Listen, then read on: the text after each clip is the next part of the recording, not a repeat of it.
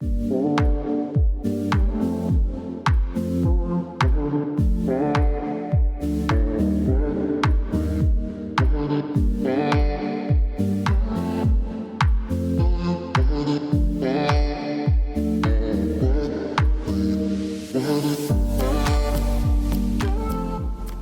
and welcome to another episode of Enter the Minds of Nadine and Vera podcast. Hello, everyone. Hope you guys are having a wonderful day. Last week, we decided to do a book club, and the book we decided to read is called Fox's Earth, and it's by Anne Rivers Siddons. I looked it up, and you could get it on Amazon for $21 or thriftbooks.com. You can get it used between $5 and $7. So please come along this ride with us, and Mama's going to read a little bit about what the book is about. In 1904, Ruth Yancey is only 10 years old when she is brought to live at a magnificent mansion called Fox Earth. But the improvised daughter of an abused mill worker has already internalized her mother's steering code. Men may hold all the power, but a woman possesses one thing that can get her anything in the world she wants. If she's prepared to make certain sacrifices, deserted by her mother in order to give her a better chance at wealth.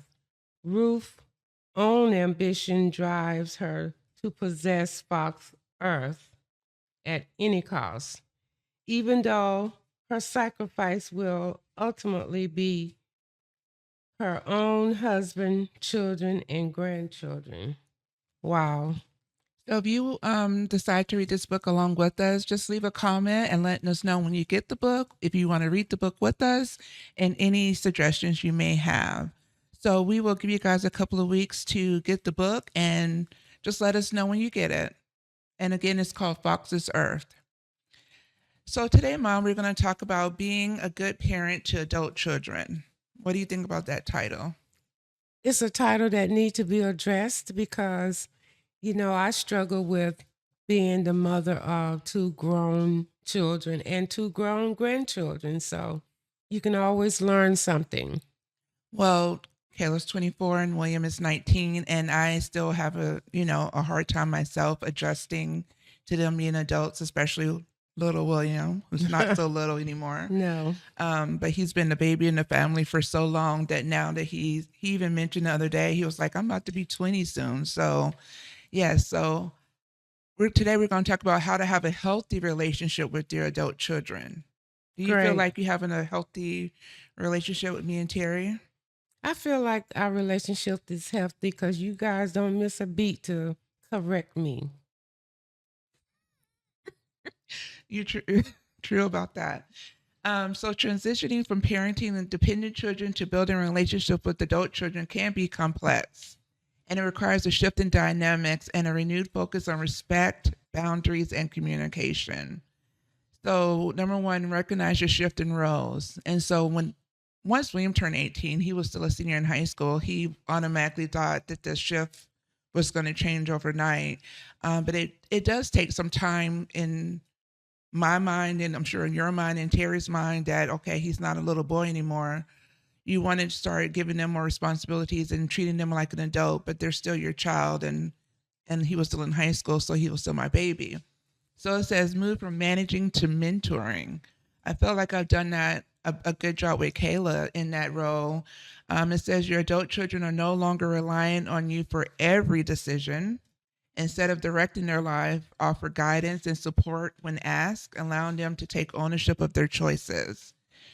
You want to treat them as adults, respect their autonomy, and the fact that they're building their own lives based on the foundation you provided. This means seeing them as individuals with their own valuable opinions, insight, experience, and even if they differ from yours. Yes. So recognizing the shift in roles. And then, that is the key. It's like, at what point are you able to recognize it?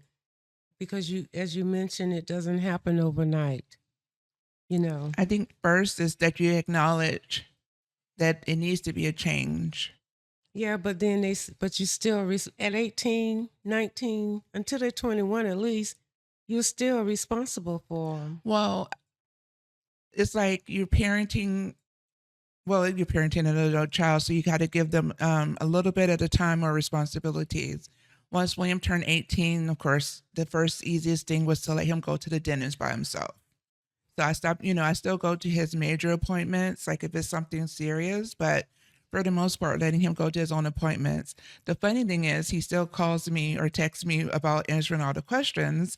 And so it is a transition. They're still learning how to become an independent adult. So they still need your guidance, but it is good to let them do those kind of things on their own. So the next thing we're going to talk about is respect boundaries.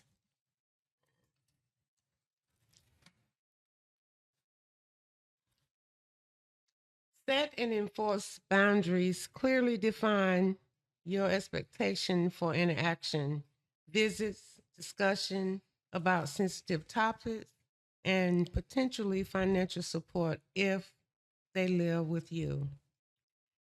Talking about respect their boundaries, young adults will establish their own boundaries regarding their space, time, and choice.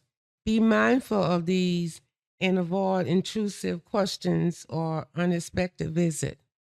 So, we can use your daughter for a perfect example. We have to respect her boundary. Is that difficult when you want to spend time? What are her boundaries? Well, it's like she purposely talked to me and you when she first come home Right? because she know you miss her and I do too. But then once that's done, it might be 10 minutes, it could be 30. Then she's on her own. She goes to her room, she take a shower, she'll come out and fix her dinner and go back to her room. Basically, privacy. And we try not to disturb it, correct? That is correct. She has very strict boundaries, more so than William. One of the things I go back to William is, and both Kayla, they couldn't lock their doors until they were 18. And so we had an open door policy. Like, of course, when William became like 15, 16, we would knock on the door before we went in, but they wasn't allowed to lock their doors unless they were changing. Now that they're over 18, they were able to lock the doors, and Kayla started locking her door as soon as she could, right? And so I feel like Kayla does have more strict boundaries than William. William is more open to, um, I don't know what he's more open to. What is he more open to, Mom? Well, William don't mind talking to you, and you can knock on his door and go in his room, and he'll respond to you, whatever. But I think his boundaries is basically his business. He do not want you to ask intrusive Intrusive questions? questions, And when he's sick or whatever, he comes to you, his mother, and he'll tell you when he thinks something is serious. But other than that, he don't want you to try to figure it out, asking him 50 million questions. Well, this is what I tell William. We do respect his boundaries. If he's in his room, I'm going to knock on the door. I'm going to wait and ask him if I can come in. But if he's in the living room, there's no boundaries. I'm going to ask him all the questions and the things that I want. And if he comes, tells me he's sick, I'm going to ask him intrusive questions, and he can either answer them or not. Of course, you his mother. Yeah. So I feel like with William, we do respect his boundaries, or we're still learning to respect them. He don't really have strict boundaries. But Kayla does. But Kayla does. Yeah. I don't know if that's just her being older. Both the kids live with us. But Kayla's very strict about her time. She likes her alone time. And it's funny how you have to make an appointment or date to watch your favorite shows together. We're like, Kayla, can we watch Law and Order at 7:00? Yes, I do. And you may say, can we watch it today? And she'll say, no, maybe tomorrow. I will say that Kayla moved out when she was probably 20 for about 6 months.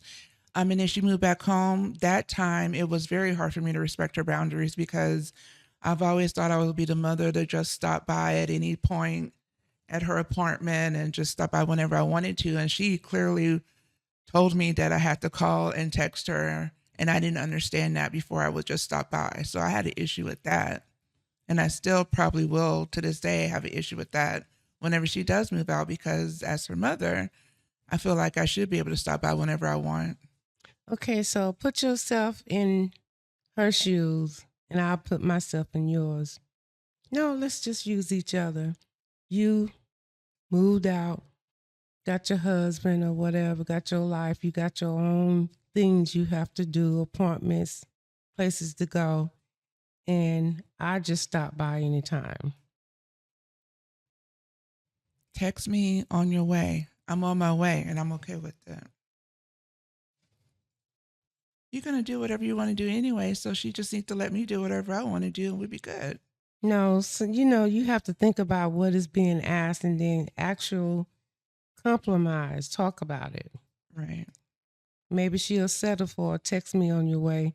Then she could text you and say, well, Mom, this is not a good time. Oh, I'm about to leave. I'm not at home, so you don't make a blank trip. Right. Well, we better just enjoy her being here while she can. And she says she love it, so we love it too. Right. The next thing is communication is key. So that's what you were just talking about, communicating the boundaries. You want to listen more, advise less.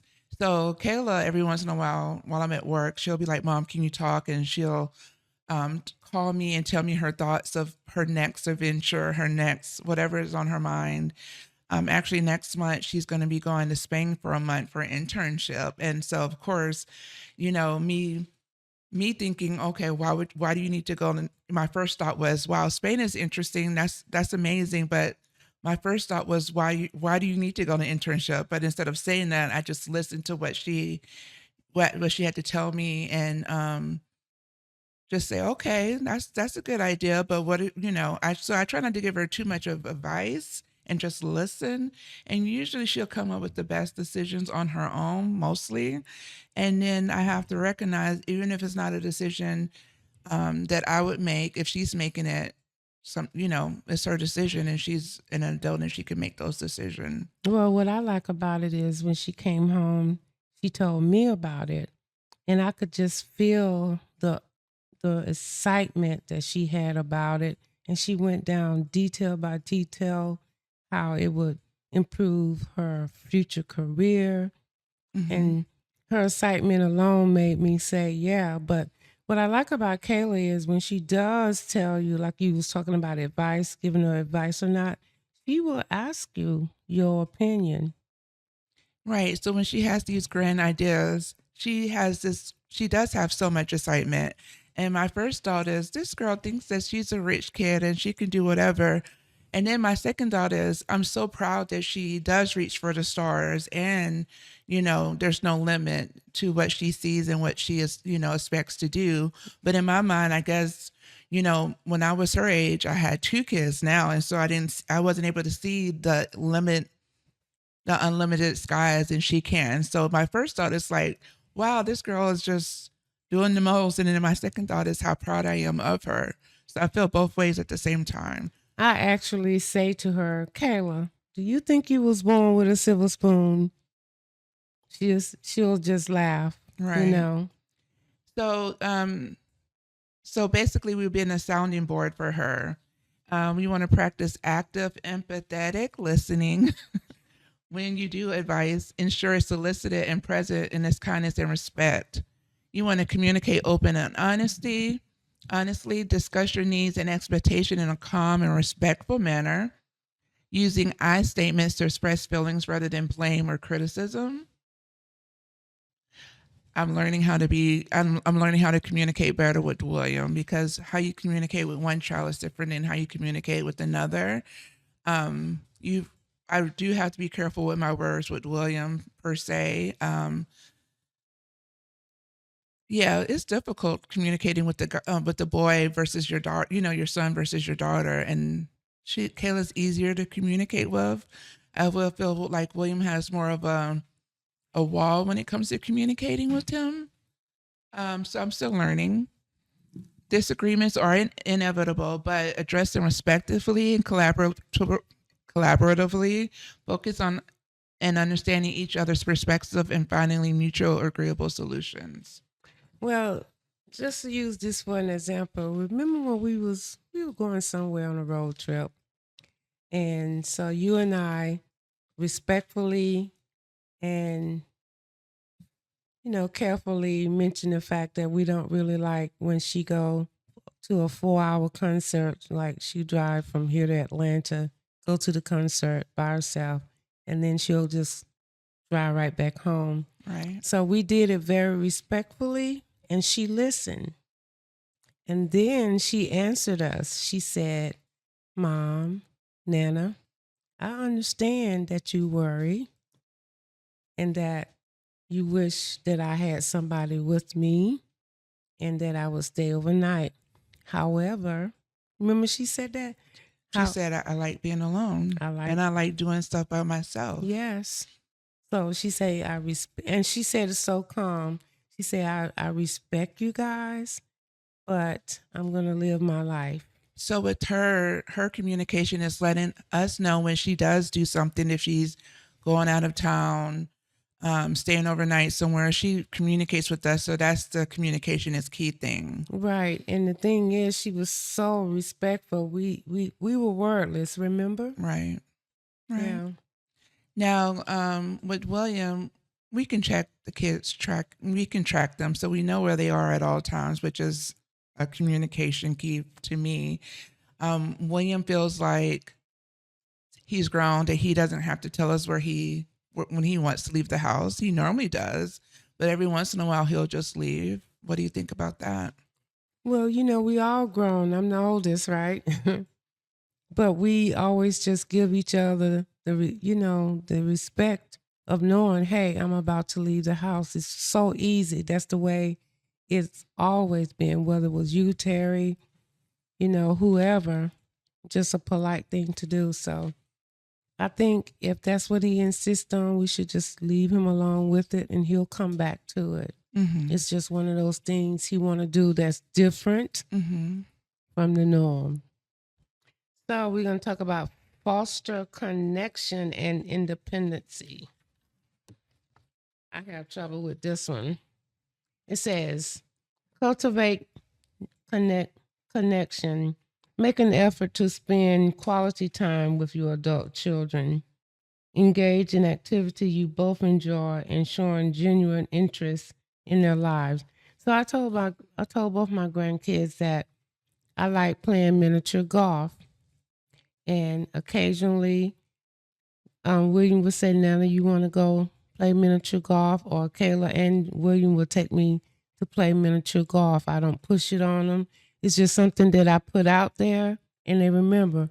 And then William also, like, he'll just come to me and he'll say, Nana, tomorrow we're going to watch some movies together. Right. And I said, well, you pick the movie, whatever you want. But I don't say, well, William, let's watch a movie. I just wait because in their own time, they will give you quality time. And I had to learn that because when I would ask Kayla, let's watch some TV, and she would tell me no, I used to get my feelings hurt, but I had to realize that, I just needed to be a little bit patient and she'll let me know when she wants to watch TV. But back to William, he likes to hike. So, well, we've always been this type of family. Whenever the kids, and they're adults, but they're still the kids, whenever the kids wanted to do something, we always did what they wanted to do. So if William's like, Mom, tomorrow we're going to go hiking, even if I'm hurting, like really, really bad, if he wants to go hiking or go to a state park, we're going to do it. We do it, don't we? We jump on it. We talk when they want to talk, even if it's at midnight and I'm trying to go to sleep. If William come in my room and want to talk about something, we're going to talk about it. If Kayla wants to go somewhere, I'm going to jump on it because you want to have that quality time with them. And when William was in middle school, he started playing football. I did not like football before then. I started watching football with him because he was playing football and I wanted to have something in common for us to do together and watch. And so I started watching football. We used to watch it together. And then eventually he stopped watching football with me because he didn't like the fact that I paused it. Like if I was going to the bathroom, he was like, it's a football game. Why are you pausing it? I'm like, I want to see everything. I want to do everything. So now what he does is he'll come watch the first half with me and Nana. And then he will excuse himself to his room because I think he thinks that we ask too many questions as well. Well, getting back to communication and connection, Terry was the same way. Terry was very tight. He didn't talk much. So when there were a point where he really wanted to talk to me, I didn't care about what it was. I was just like you. I'm listening. Mm-hmm. You know, that's just another independency. It's like they will come to you and talk to you about things. I think men don't like to talk about things unless they feel it's necessary, you know? Interesting. Or that it was their idea. Yeah, they don't like to chit chat just to be chit chatting. It's like when they speak, William has that honest. they want it to be of essence. Yeah, I think that's what's happening. Okay. So, of course, and we always do, we celebrate their accomplishment, but with William in football, you know, that young man was doing some great things in high school. But we could not say, hey, William, that boy, ooh, William. We was just screaming because you sacked the quarterback 5 times. He don't want that kind of celebration. No, he didn't. And so we just celebrate when he wasn't around or getting ice. He would talk to Terry, but he didn't really openly Talk to us. Like Terry knew how to talk to him the way that he needed to be talked to after a game. And he would say, don't tell me I'm great if I'm not great. And in my eyes, I did think that he was great, but in his eyes, he was just always trying to be better and get to the next level. So, and we supported him though. We went to his award ceremonies or whatever. You went to every game. I think I missed some games after I got home and retired. I missed 1 or 2, but I was overseas, so I knew I was going to get my football team, the game sent to me, and I shared it with my staff, and it was awesome. I felt like I was there, but the last couple of years, it was awesome just being there, win, lose, or draw. And he said he could hear us, but he would not acknowledge us for nothing. So the next thing is prioritize your own life. I'm still trying to figure that out. Yeah. I think Mom is still trying to figure that out as well. And so William used to always say, why do you guys, like, as soon as the kids would come out of their room, like, we just be so excited wanting to talk to them and ask them questions. And William's like, why do you guys always try to be all over me? And I'm like, well, we don't have a life. We don't have anything to do. So when he was still younger and Kayla was an adult, I still had him. But now that they're both adults, they both have cars, they both have their own lives. I literally don't have that much to do except just be in the house and, be there for when they need me. But mostly I've had to figure out, okay, Latanya, you need to do what are you going to do with your life without this separate from your kids? Because I always say the kids make me happy, but what without them makes us happy. And every parent go through that, because when you and Terry went away to school, it's like, now what do I do? You said that when I went to the Air Force. What did you say? I really miss you. No, you did say that, but you said that you were lost without me. I don't remember saying that. I think you're making that up. Okay, maybe. Mm-hmm. So maintain your own interest. I did really miss you. You don't really know how much you're going to miss your child until they're gone. I miss you and I miss Terry when you guys weren't with me so much. Okay, Mother. So it says maintain your own interest in relationships. Do you do that? I maintain my interest in relationship, Just separate from me and the kids? Yeah. Like what? Me and Auntie do gardening. Okay. That's my big thing. Maintain my own interest. What do I do? I'm still all about the kids. I'm still learning what my interest and maintaining a relationship with, coworkers, hanging out with friends, stuff like that. But I really don't go out too much. Fulfilling a personal life prevents over-reliance on your adult children and make you a more interesting person to be around. That's true. Seek support if needed. We need to seek support. Because it's a challenge. It is a challenge at times. Yeah. Parenting adult children can be challenging, especially when they make choices you disagree with. Exactly. I told Kayla this recently, the only time that I've ever really been upset with her is when she told me that she was moving out while she was still in college. At the time, she moved out with her boyfriend for 6 months, and then she came back home, thank goodness. But that was the only time I was truly upset with her. And I showed her, and I showed my disagreements. And I thought by saying, I don't want you to move out, you don't need to move out, and how angry I was, I don't know if I thought that was going to stop her, but it didn't. Mhm. And I was angry for a long time. And I told her that recently, that that was the only time that I've ever disagreed with something that she's done as an adult. Yeah, and there are going to be things, you know. Well, I'm not looking forward to that. What are some things that you disagreed that I've done as an adult? Or how did you find challenging now, even now, with something me or Terry have done? Well, you know, now that I'm older, you guys did a great job. You made great choices. I really have no complaint. I was never like angry at you about anything, but I was disappointed that initially that you wanted to go to the Air Force instead of straight to college. You never showed that. Well, remember I told you, okay, if you want to go to the Air Force, you have to go full time. I was showing you support, but I didn't want you to go to the Air Force Yeah, but you never said, I don't want you to go to the Air Force. because it was your choice. Right. So I like that word, support. Like you Support. supported me even if you didn't like the idea. Yes. Dad didn't want me to get out of the Air Force. And I begged you to get out, remember? When I got out, he said that I was going to regret it. But looking back, I didn't regret it.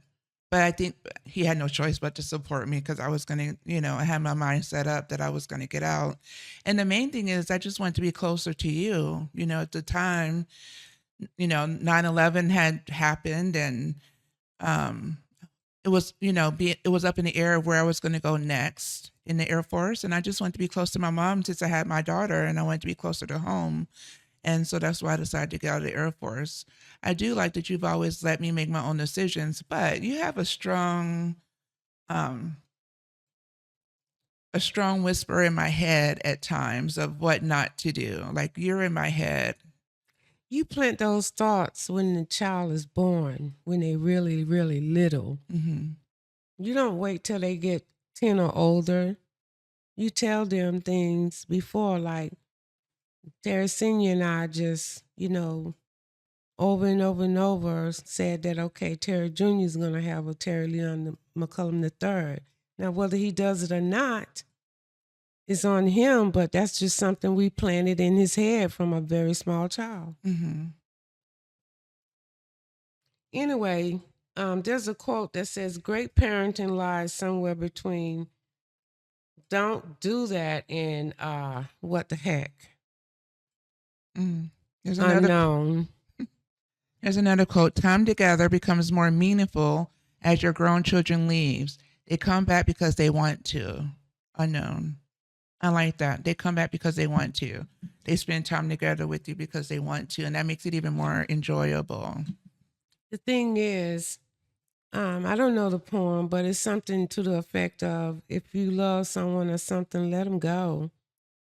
You can't let your children go like that. No, make choices. Let them make choices and make sure you're there to support them and pick them up if they fall short.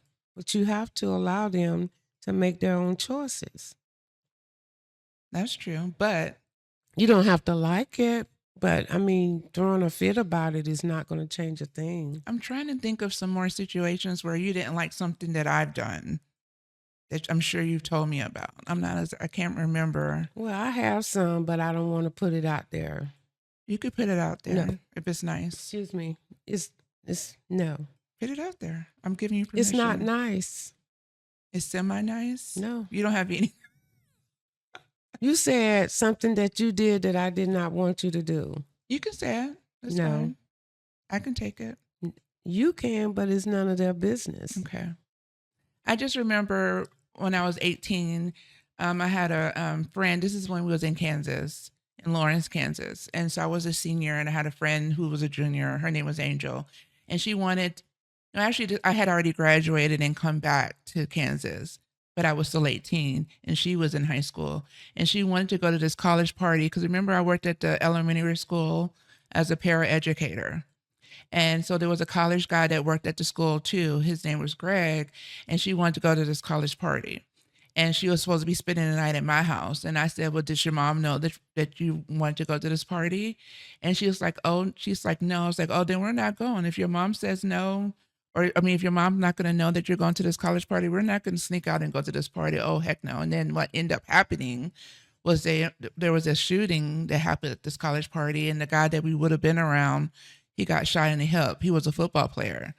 And so just you're always in the back of my head, whether I like it or not, just I hear you telling me, "LaTanya, don't do this," or maybe you should do this instead. And so I guess you instill that in me. Like with any parent, you hear what your parents say and you take some of it and it goes in one ear and not the other. But the substance of the ones that are spoken, children don't tend to even acknowledge that they got it until they use it. It's just normal. It is rewarding when the kids come back later and you can see that they were listening to what you said. Yeah, but don't expect it immediately. No. That's the part that is hard to be a mother and Be still. and be still. Yeah, because my son is what? How old is Terry? 42. 42 years old. But I still want to kind of like say, "Terry, do this or that," knowing that he's not going to respond to me. But then if it was useful later, he'll use it. Well, when Kayla was a teenager, I used to always, everybody knows Kayla, she's always the late one. Not anymore though. Actually, the last couple of times we've been somewhere, she was like ahead of me. She was on time and was ready to go before I was. But in high school, she was always like, if we were planning on going on a trip, the last one out the door, begging her to please pack her suitcase and yada yada yada. But then after she graduated, one day she's like, "Mom, can you just give me a list of everything I need to do?" She was like, "I know I hassled you and gave you a hard time of you telling me don't forget this, don't forget that, but I actually appreciate it now." Well, So I now, do that to you. yeah. You do that to me. It's just a friendly reminder. So now she appreciates all the nagging that I did when she was younger. Now she can appreciate it. And you are in her head. And I think me becoming a mother, you kind of realize your mother's point when you become a mother. Mm-hmm. So I appreciate you. And you know what? Like my son loved to say nagging because it comes off as nagging, but really what a mother tries to do is to be loving and caring. Mm-hmm. And it just, comes out in the form of nagging. So basically what we're trying to say is being a good parent to adult kids is hard. It's a challenge. We're winging it. We're working it. We're trying to do the best that we can. We're not always perfect, but we try to support, we try to listen, be still a little bit and let them do what they want to do and just love them. Yeah, that's all you could do. Well, again, don't forget to get our book, Fox's Earth, for our book club. And please subscribe to our podcast. Please please give us your thoughts, your concerns. We love you guys. And thank you for joining us for another episode. Bye-bye. Bye.